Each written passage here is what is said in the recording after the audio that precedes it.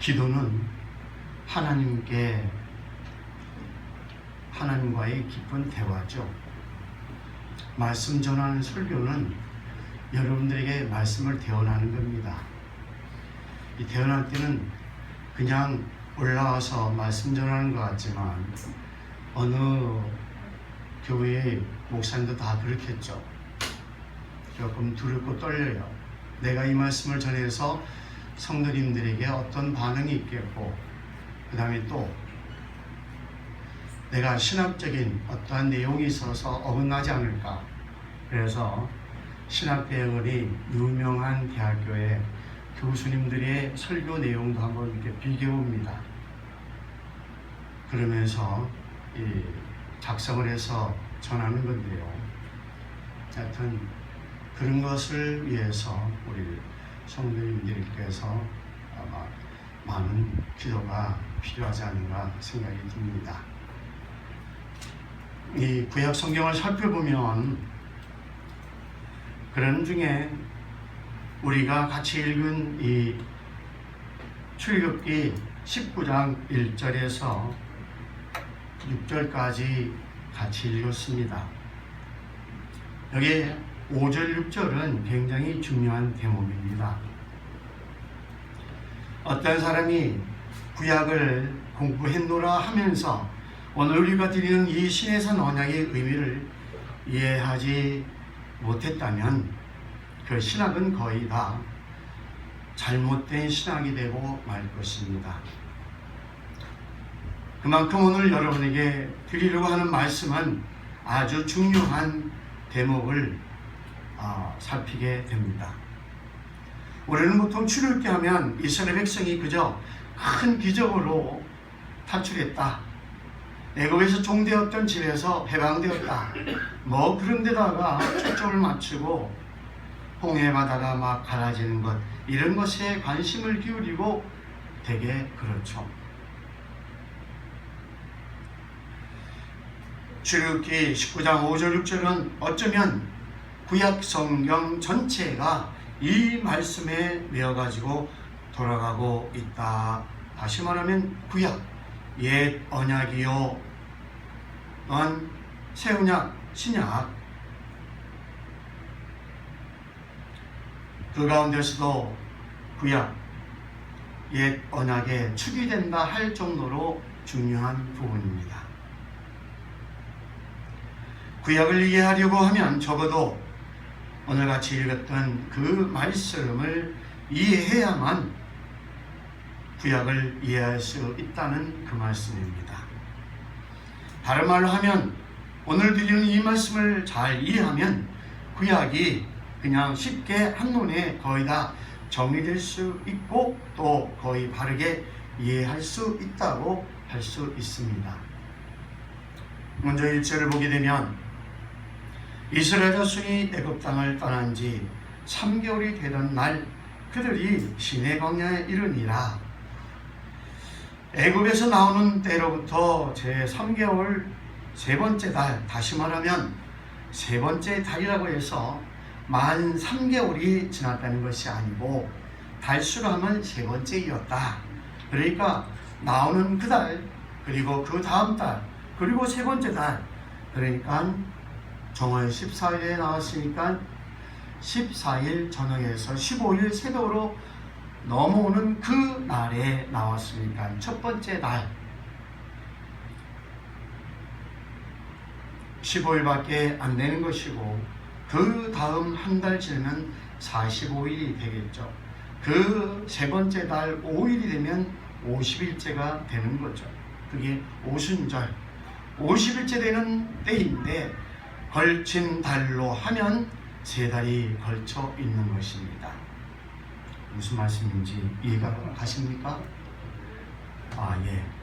통 안 되시는군요. 오늘 며칠이죠? 24일이죠. 그러면 이번 달은 큰 달이라서 1, 2, 3, 4, 5, 6, 7 하면 큰 달입니다. 30일까지 있죠? 그럼 남은 며칠입니까? 남은 일수는 일주일인가요? 그걸 한 달. 8월 달이 며칠입니까? 31일이죠. 그걸 2달. 그다음에 9월 달 가서 9월 5일쯤 된다면 그것도 한 달 쳐서 3달 그러면 90일이 아니고 이렇게 조금 남아있더라도 그것도 한 번째, 두 번째, 세 번째 이런 식으로 된다는 겁니다. 적게 이해 가십니까? 아직도 자오입니까? 예, 아마 그들이 니브를 떠나 시내 광야에 이르러 그 광야의 장막을 치되 이스라엘이 거기 산 앞에 장막을 칩니다. 모세가 하나님 앞에 올라가니 여호와께서 산에서 그를 불러 말씀하시되 너는 이같이 야곱의 집에 말하고 이스라엘 자손에게 말하라. 이중으로 말할 때 히브리인들은 우리도 그렇습니다. 같은 말보다는 말을 바꿔 사는 것이 하나의 언어 습관이죠. 야곱 족속에게 또는 이스라엘 족속에게 이런 말은 사실 같은 말입니다. 같은 말인데 똑같은 말 2번 하면 멋이 없잖아요. 그래서 야곱 족속에게 이스라엘 족속에게 하는 것은 같은 말이라는 거 이해해 주시기 바랍니다. 한국 사람에게도 한국 사람에게 또는 코리아인들에게 이렇게 하듯이 그렇게 말을 하는데 하나의 언어 습관인데요. 이렇게 2번 거듭되는 것은 거기다가 강조하는 그러한 의미가 있습니다. 내가 애굽 사람에게 어떻게 행하였음과 내가 어떻게 독수리 날개로 너희를 업어 내게로 인도했음을 너희가 보았느니라. 우리가 지난번에 하나님의 자기 계시 과정이라고 하는 애굽 땅에서 내려진 10가지 재앙 이런 것 쭉 보지 않았습니까? 그리고 내가 어떻게 애굽에서 그 많은 사람들을 마치 독수리가 그 새끼를 날개에 업고 날아온 것처럼 그렇게 와서 시내산 밑에까지 당도했다. 사실은 업고 온 것이 아니고요, 걸어왔지만 그래 적어도 하나님께서는 이스라엘 백성을 그런 정성, 그런 사랑으로 인도했다는 것이죠. 그런 것도 모르고 그저 이스라엘 백성들은 불평하고 원망만 합니다. 하나님께서는 독수리 날개로 업고 왔다는 말씀을 하고 계시는데요. 5절입니다. 세계가 다 내게 속하였나니 너희가 내 말을 잘 듣고 내 언약을 지키면 너희는 모든 민족 중에서 내 소유가 되겠고 6절 너희가 내게 대하여 제사장 나라가 되며 거룩한 백성이 되리라. 너는 이 말을 이스라엘 자손에게 전할지니라. 모세가 정말 하나님 앞에 독대하는 겁니다.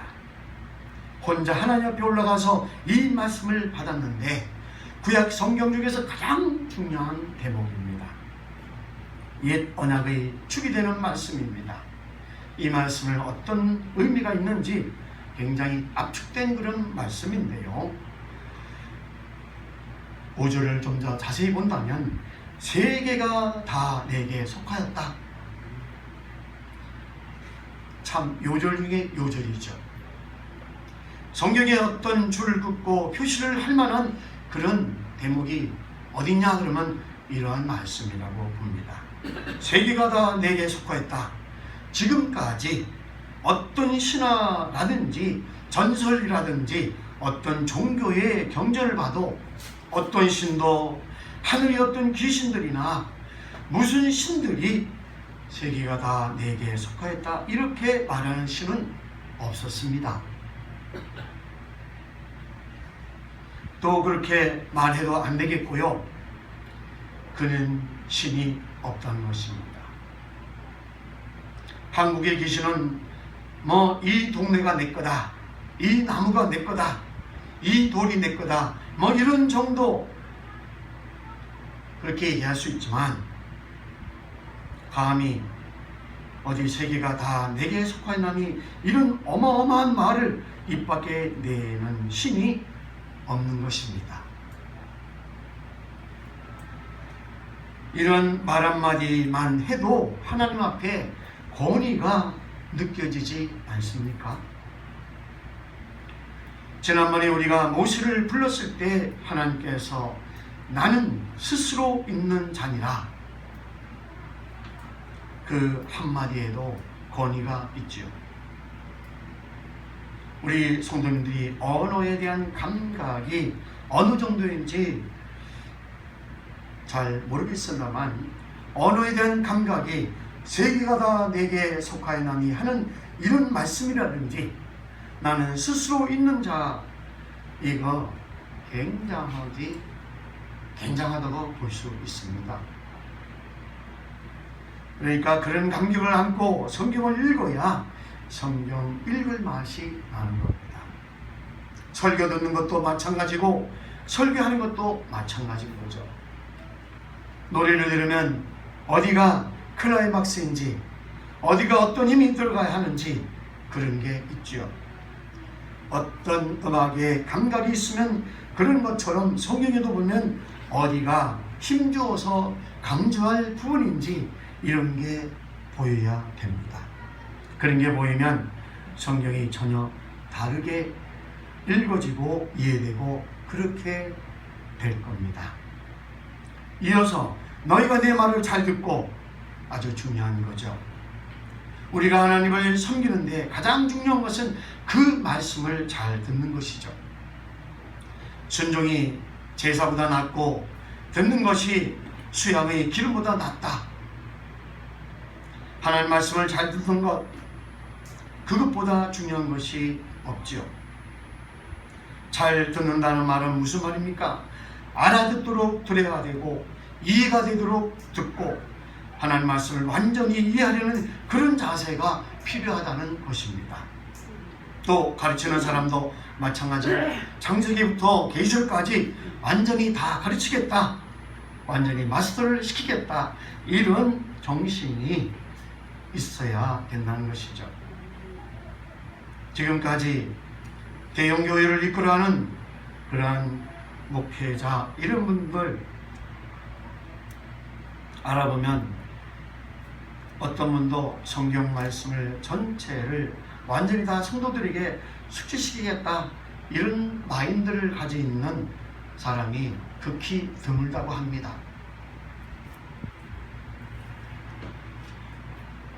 성경 공부를 한다 해도 겨우 구속사, 구원의 역사 같은 거 한가닥 가지고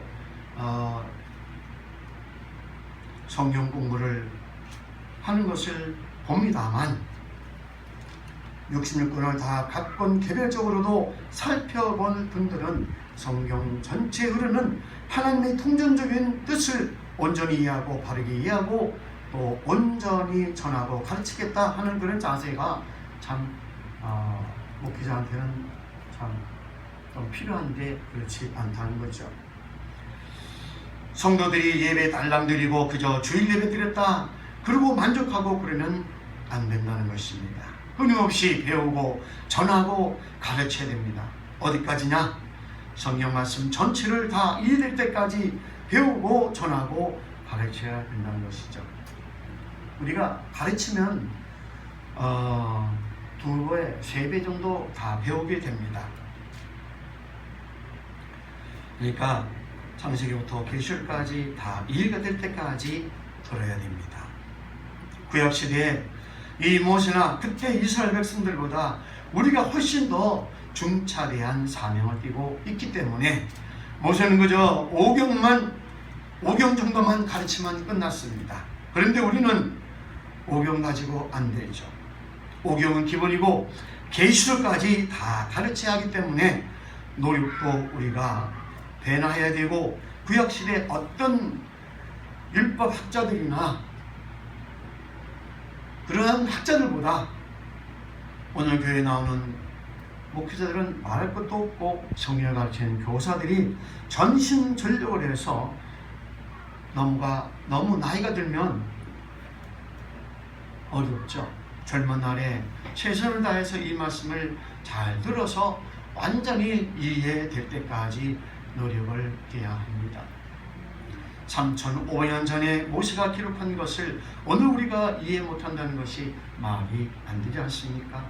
얼마든지 공부할 수 있고 얼마든지 연구할 수 있으니까 너희가 내 말을 잘 듣고 완전히 구약 성경부터 신약 성경까지 덮어놓고도 훤히 이야기할 수 있을 때까지 진지하게 공부하고 배우고 익히고 전하고 가르치고 이렇게 해야 된다는 것입니다.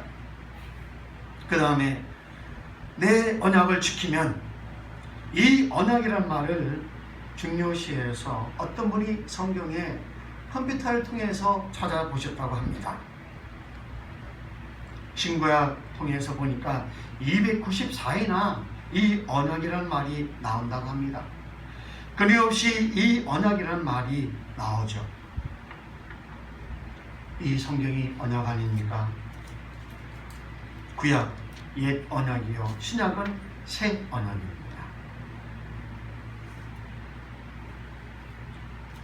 이 언약이라는 말은 히브리어로 베리트라고 부른대요. 이 베리트 하는 말이 그 어원이 뭔지는 아직 확실하지 않은데요, 어떤 학자들은 쪼갠다 라는 말에서 나왔다는 것입니다. 베리트라는 말이 소를 잡아서 쪼갭니다. 쪼개고 언약 당사자인 갑과 을, 그 두 당사자가 쪼개진 소 사이로 지나갑니다. 피가 흘려진 그 땅을 밟고 소를 쪼개어 이쪽으로 한 동강 저쪽으로 한 동강 제쳐놓고 지나가는 겁니다. 지나가고 나서 확실히 쪼개졌다는 것을 확인하는 거죠. 양쪽을 보태면 소라 살아납니까? 다시 돌이키지 못하는 것이죠.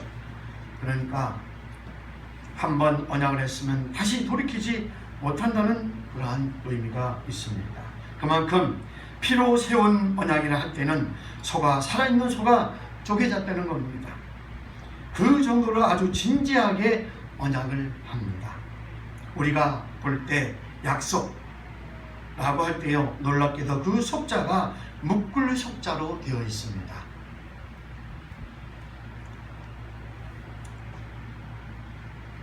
우리가 주일날 예배가 몇 시에 있죠? 11시에 정각에 드리기로 약속을 합니다. 교회가 하나님께 약속한 겁니다. 그래서 우리가 주일날은 하나님 앞에 예배하기로 묶여져 있는 것입니다. 그러니까 딴 데 가면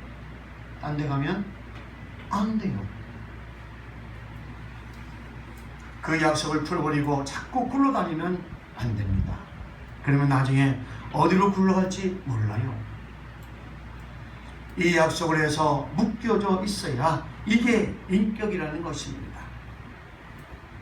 히브리인들은 계속해서 약속이 묶어진 것을 모르고 그 맨 것을 끊고 그 결박을 벗어버리자 계속 그런 소리 합니다.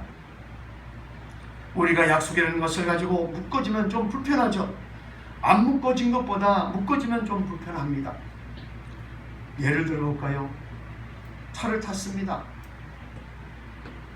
운전할 때 그 안전벨트라고 하는데 영어로 하면은 시트벨트래요. 근데 우리는 안전벨트라고 그러죠. 그 벨트를 매면 안전하니까. 근데 안전벨트를 매면요, 어깨가 어떤 데 실려가지고 아파요. 좀 불편해요. 그렇지만 그것이 우리를 부상을 경상으로, 중상을 부상으로, 생명 잃을 거를 중상으로 안전하게 우리를 보호한다는 것 아니겠습니까? 인격을 매는 끈이 두 가지가 있는데 성경책에 잘 안 나옵니다. 하나는 그 약속의 줄로 매는 것이고, 인격을 약속의 줄로 매는 것이라 하나는 사랑의 줄로 매는 것입니다. 약속의 줄이요, 하나는 사랑의 줄입니다. 우리가 처음에는 결혼을 할 때 법이라는 약속에 묶여져 있지만 서로 사랑이 통하고 나면 누가 날마다 결혼 약속, 청혼계약서 꺼내놓고 그것 가지고 따져가면서 부부싸움 하는 사람 누가 있습니까? 그런 사랑이 사랑으로 묶여지고 나면 약속의 주장 별 의미가 없습니다. 일정 기간 동안 그 약속은 참 중요하죠. 그런 것처럼 하나님께서도 저와 여러분 다 마찬가지, 우리가 만약에 마음을 다하고 목숨을 다하고 힘을 다하여 하나님을 사랑한다면 율법책이라는 것, 이거 별로 중요하지 않습니다. 그런데 이게 몸에 배일 정도까지 사랑으로 완전히 하나가 될 때까지는 이 약속이 참 중요한 것이죠. 그래서 인격을 끌고 갈 수 있는 이 두 가지 끈이 있는데, 보통 약속의 줄 하는 것하고 그 다음에 이 사랑의 줄, 이런 줄이 필요하다는 것입니다. 그래서 언약을 지킨다는 것인데요, 언약을 지키면 너희는 열국 중에서 내 소유가 되겠다 그러십니다. 여기 소유란 말도 성경에 여러 번 나오는데요, 아마 122번인가 나온다고 합니다.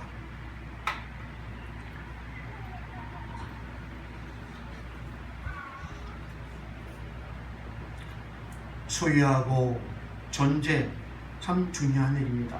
어떻든 하나님도 세계가 다 내 거다, 내게서 속하였나니 라는 말을, 이러한 말은 다 내 것이라는 말입니다. 그런데 잘못돼가지고 사람들이 다 하나님을 등지고 하나님을 배반하고 그리고 다른 신을 섬기고 전부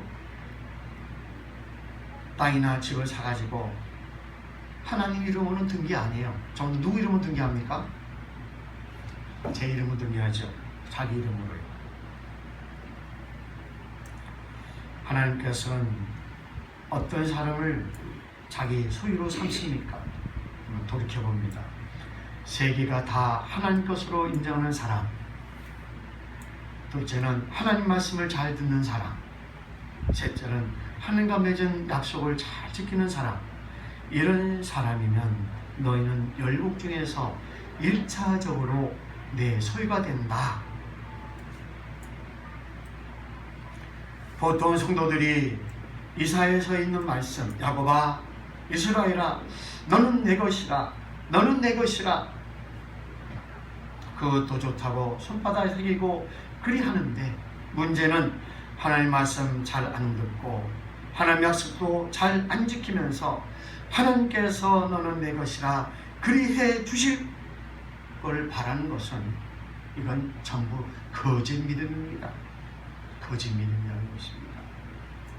우리가 정말로 하나님의 소유가 되어서 하나님께서 마음 놓고 들어서 쓰실 수 있는 그런 사람이 되려면 온 세계가 하나님 것이라는 것을 진심으로 인정해야 됩니다. 그리고 하나님 말씀을 잘 들어보고 하나님과의 약속을 잘 지키면서 마지막으로 해야 될 것이 있는데, 이런 것에서 진정한 헌신이 나온다는 거죠. 진정한 헌신을 이어서 해야 됩니다. 인격적 헌신을 해야 되는 것이죠. 자기 생명, 자기 삶 전체를 영원히 단번에 하나님 것으로 드린 적이 우리는 거의 없습니다. 하나님의 소유, 세킬라라는 소유라는 말이 굉장히 중요한 말인데, 하나님이 자기의 소유로 드린 적이 없으면서, 그렇게 되면요 하나님 절대로 우리를 쓰시지 않으신다 합니다. 여기 와서 헌금하고 봉사하고 그런다 하더라도 그거는 하나님이 쓰는 것이 아니라 우리가 좋아서 하는 것이 될 수 있습니다. 이스라엘 백성들아, 이거는 너희가 좋아서 하는 거지, 그런 말이 있어요. 너희가 즐거워서, 너희가 체면가림으로 하는 거지 내가 쓰는 것이 아니라는 말씀입니다. 우리가 전적으로, 결정적으로, 인격적으로 우리의 삶을 단번에 전체로 정말 인격적으로 드린 적이 있느냐? 드렸으면 하나님께서 이어서 시험하십니다. 이런저런 시험하고 또 시련과 연단과 훈련을 거쳐서 직분이 주어지고 능력과 은사가 주어지고 일이 주어지고, 그렇게 이어서 일을 하는 것입니다. 하나님께서 이렇게 된다면 정말 쓰시는 것이죠. 우리가 좋아서는 것이 아니라 우리가 좋아하든 싫어하든 하나님이 들어 쓰신다는 것입니다.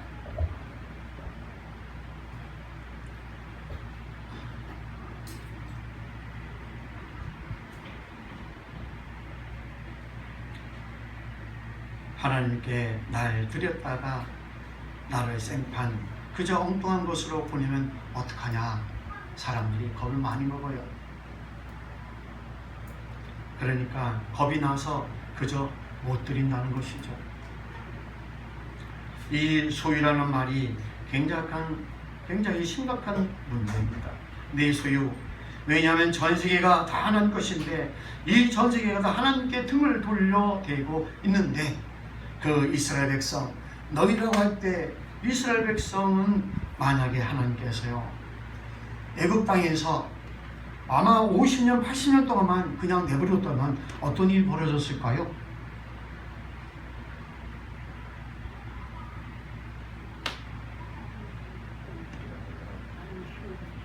그냥 아마 이스라엘이 없어졌을 겁니다.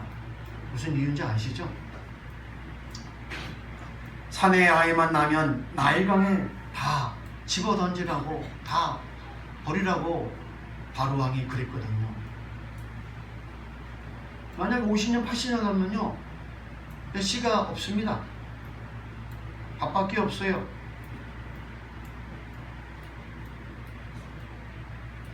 조용히 그저 소리도 없이 한 민족이 그저 사라질 그런 너희들을 내가 그저 강한 손과 편팔로 건져냈으니까 세상 사람들이야 내 말 안 들어도 적어도 너희 이스라엘 백성들은 내 말 잘 들어야 할 것 아니냐.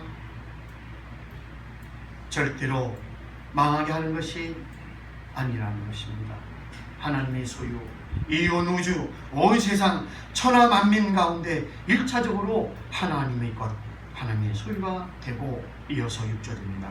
너희가 내게 대하여 제사장 나라가 되며, 이 제사장이란 말은 더 많이 나오는데요. 아마 조사해 봤더니 신구약 통틀어서 694회나 나온답니다. 근 700회 가까이 나온다고 합니다. 이 제사장 나라를 하나님께서 얼마나 원하시는지 그 단어가 많이 묻어나오는 단어는 중요한 말이죠. 그래서 이 제사장이라는 말은 중간 역할을 하는 것인데 하나님과 세상 사이에서 세상 사람들하고 하나님 사이에서 중간 역할을 하는 것, 이게 제사장이죠. 그런데 제사장이 있는가 하면 제사장 나라도 있어야 한다는 것입니다. 세상 나라가 하나님께 나올 수 있도록 중간 역할을 하는, 다시 말하면 바빌론이나 아수르나 아람이란 나라나 두로나 모압이나 암몬이나 에돔이나 애굽, 구스, 한국, 중국 할 것 없이 세상 모든 나라가 다 하나님께 등을 돌려대고 있는데 그런 나라들이 하나님께 돌아올 수 있도록 너 이스라엘 나라 너희가 중간 역할을 좀 해달라.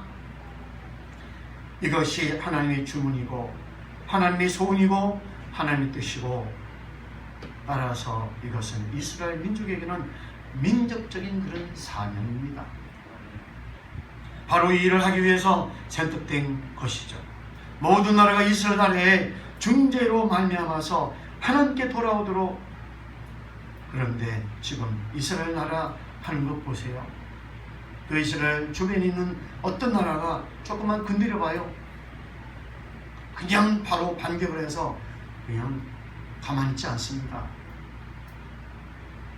완전히 세상 말로 작살냅니다.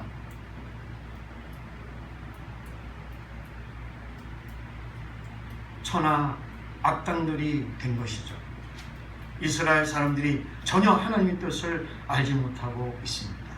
그 유대인들이 그렇게 머리가 좋아도 성경을 제대로 읽지 못하고 제대로 이해 못하니까, 옛 언약의 그 참된 의미를 이해하지 못하니까 참된 믿음이 없는 것입니다. 이스라엘 사람들이 뭐라고 하느냐 하면 여호와 하나님은 아브라함의 하나님이고 이삭의 하나님, 야곱의 하나님이지 한국 사람이 하나님이 아니라는 겁니다.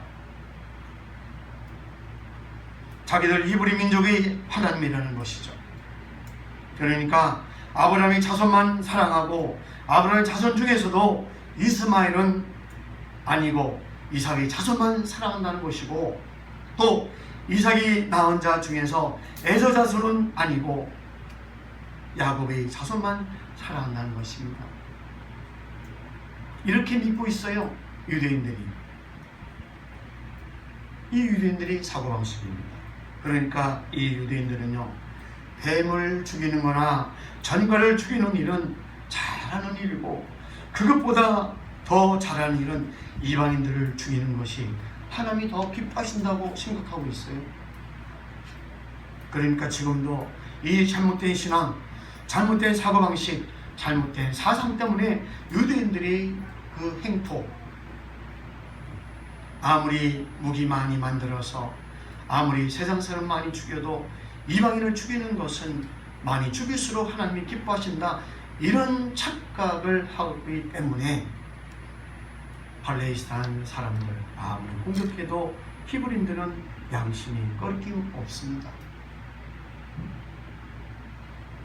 이렇게요, 종교가 잘못되면 아주 무서운 겁니다.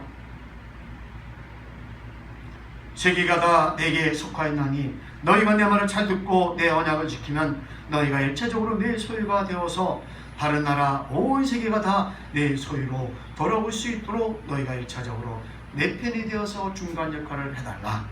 이런 목적으로 선택이 됐는데 이 언약의 참된 의미를 모르니까 엉뚱한 짓 하고 있는 것입니다. 우리가 전도나 설교나 교육이나 하려고 할 때 먼저는 이 교과서인 성경 텍스트라고 하죠. 이 교과서인 성경을 잘 숙지해야 됩니다. 그 다음에는 그 텍스트를 가지고 가서 쏟아볼 현장, 신학적으로 보통 콘텍스트라고 해요. 콘텍스트, 현장도 잘 알아야 됩니다. 이스라엘 백성이 적어도 이런 정도는 알고 히브리서는 완전히 숙지해서 그 마태복음하고 이런 정도는 완전히 알아야 이 이스라엘 백성들하고 대화가 될 때 너무 많은 사람들이 이 언약의 참된 의미를 모르고 있다는 것입니다. 오늘도 우리나라 교회 성도들도, 심지어는 어떤 목사님께서도요, 구약의 참 의미를 이해하지 못한다고 합니다. 구약이 우리하고 무슨 상관이요? 레위기가 우리하고 무슨 상관이요? 이런 식으로 생각한다고 합니다. 너희가 대하여 내게 대하여 제사장 나라가 되며 거룩한 백성이 되리라. 제사장 나라는 거룩해야 된다고 합니다. 구별되어야 한다는 것이죠. 제사장 나라가 돼서 도무지 구별되지도 않고 제사장 나라도 세상 나라와 똑같아 버리면 누가 그 사람들 말을 듣고 하나님께로 돌아오겠습니까? 우리 성도들은 세상 사람들과 구별되어야 합니다. 그래서 성도, 구별된 우리들 아니겠습니까? 범사에 구별되어야 됩니다. 심지어 먹는 것도 달라야 되고, 입는 것도 달라야 되고, 노래도 달라야 되고, 춤도 다 달라야 됩니다. 오늘 우리 기독교인들이 삶을 볼 때 세상과 너무 똑같아져요. 사업하는 것, 입는 것, 뇌물 주는 것, 정치하는 것 똑같습니다. 시험을 볼 때 컨닝하는 것도요 똑같아요. 귀신이 어지간하면 아는데 귀신도 몰락할 정도로 똑같아답니다. 얼마나 똑같이 살아가는지 구별되지 않는다고 합니다. 거룩하지 않는다는 것이죠. 그리고 더 심각한 것은 교회가 점점 더 세속화되어 간다는 것입니다. 지금도 심각할 정도로 세상하고 너무나 빠르게 세속화된다고 합니다. 다시 말하면 우리가 세상에게 선교당하고 있다는 것입니다. 우리가 선교하는 것이 아니고요. 제사장 나라라 하면 적어도 이스라엘이 바빌론을 위해서, 아수르를 위해서, 아람을 위해서, 이스라엘 주변 그 모든 나라를 위해서 중보하고 기도하고 선한 모범을 보이고 그런 나라가 하나님께 돌아올 수 있도록 이걸 해서 계속해서 해야 될 텐데 지금까지 이스라엘 백성은 단 한 번도 그렇게 한 일이 없다고 합니다. 그러니까 얼마나 하나님이 배가 타겠습니까? 안 돼서 나중엔 예수님 오셔서 천하 만민들 중에 예수님 믿고 돌아오는 사람들 두고 새로운 하나님의 나라, 새로운 제사장 나라를 만드는데, 그래서 베드로전서 2장 9절 오늘 우리 성도들 보고 이제는 너희가 그의 택한 백성이요 그의 소유된 백성이요 너희가 거룩한 나라요 왕같은 제사장이다. 우리가 이제 제사장이라는 겁니다. 이스라엘 백성이 못하니까 우리가 또 예배당 안에 갇혀서 안 나가면 그러면 안 되죠. 우리의 선교, 우리의 봉사, 우리의 거룩한 삶으로 말미암아서 천하 만민이 돌아올 수 있도록 중간 역할을 우리가 해야 된다는 것입니다. 그래서 이 5절과 6절은요 정말 요절 중에 요절입니다. 그러니까요 다음에 주일날 이렇게 교회 나올 때는요 한번 외워서요 같이 한번 외워보죠.